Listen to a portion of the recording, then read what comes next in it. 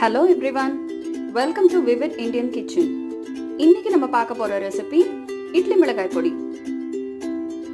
இதுக்கு தேவையான பொருட்கள்: உளுத்தம் பருப்பு 1/2 கப், கடலை பருப்பு 1/4 கப், கருப்பு எள்ளு 50 கிராம், காஞ்ச மிளகாய் தேவைக்கேற்ப நம்ம காரத்துக்கு ஏற்ப அதை சேர்த்துக்கலாம், உப்பு பெருங்காயம் தேவைக்கேற்ப.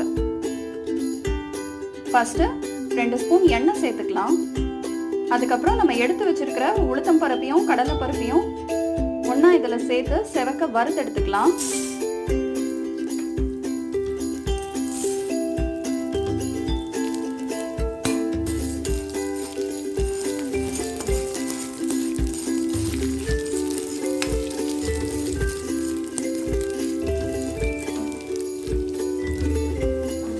இப்போ இது ஓரளவுக்கு செவந்துடுச்சு. இப்போ நம்ம எடுத்து வச்சிருக்கிற காஞ்ச மிளகாயும் இதோட சேர்த்துக்கலாம்.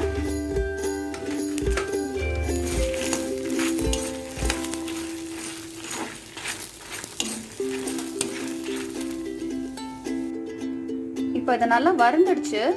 ஒரு தட்டில் இதை கொட்டி ஆற வச்சுக்கலாம். அடுத்து நம்ம எடுத்து வச்சிருக்கிற எள்ளையும் நம்ம வறுத்து எடுத்துக்கலாம். எள்ளு நல்லா வறுந்துடுச்சுன்னா நமக்கு வெடிக்கும். அப்போ அது வறுந்துடுச்சுன்னு அர்த்தம்.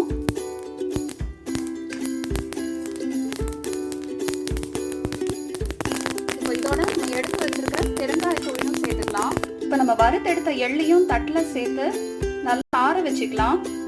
ஆறட்டும். இப்போ இதை நல்லா ஆறிடுச்சு. தேவையான அளவு உப்பு சேர்த்து அரைச்சிக்கலாம். இப்போ இதை நல்லா அரைஞ்சிடுச்சு.